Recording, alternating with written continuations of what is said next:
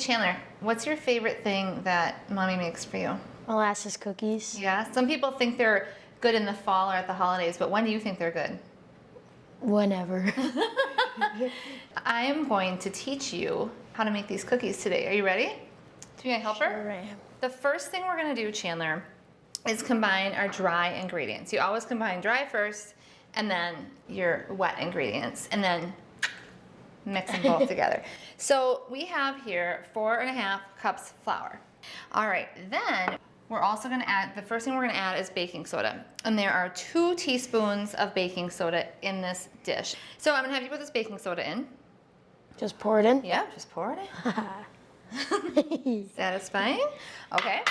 Then we are going to add 4 teaspoons of ginger. And that's what gives our cookies sort of that, well, gingery taste, I guess. Yes. Okay, so we can add that. Pour it in. Yep, pour it in. Ooh. Okay, nice work. Then we are going to add 1.5 teaspoons of cinnamon. Ooh. Yep. And then 1 teaspoon of ground cloves. So all those spices are what give the cookie like its warm, delicious taste, right? All right, now I'm gonna have you gently stir this around because we wanna make sure all those spices are mixed in. That's good. Next, what we're going to do, what I've got in here is 1.5 cups of shortening. So the first thing we do is beat the shortening. So 1.5 cups. I'm gonna lock my mixer, I'm gonna turn it on, and we're gonna beat this until it's fluffy. That looks pretty good.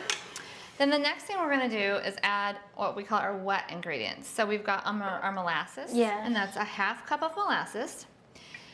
This is funny to me. Sugar is actually not wet at all, but it always falls into the category of wet ingredients. So we've got 2 cups of sugar. And then we are going to also put in 2 eggs. Do you want to watch Mommy do it first? Do you want me to crack the egg first? So it's like a solid tap. And then see, I've got that crack there. And then I just dig my fingers in and put it in there. Okay. Okay? Mm-hmm. Okay, yep. What? That's okay. Nice. And only one tiny mishap. All fixable. Oh, shells. Okay. That was a good job. I did Next time you do it, it'll be even easier. Okay. So we've got our eggs in here, and I do actually like to crack them in this little bowl ahead of time before putting them in here. And do you know why? What just happened? What happened to our eggs? The shell went in. The shell went in there. So that happens to Mom sometimes too. So instead of digging in here, then I just can get it out of there. All right, so then I'm gonna pour these eggs in. Plop. So then we put our molasses in. And it is 1/2 cup Do, molasses, do, as I said. do. And I always use the mild molasses. Not that you would know this, but there's a full flavor molasses, which you've probably never seen, and also a mild molasses.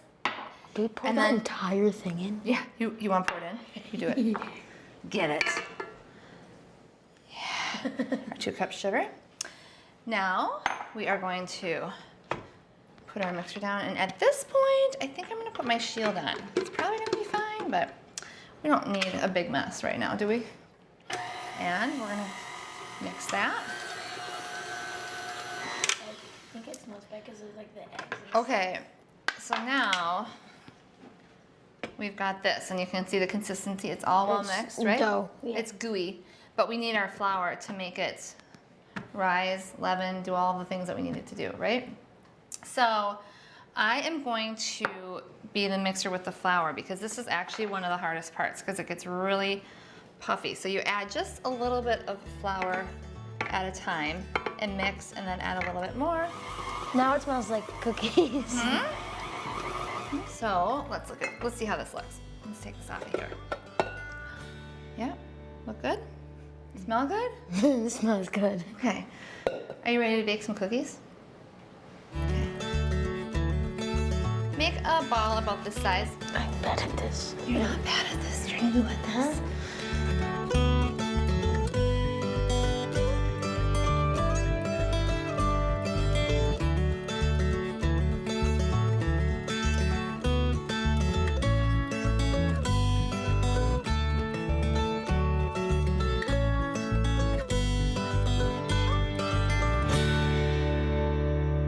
Those look great. I think we're ready.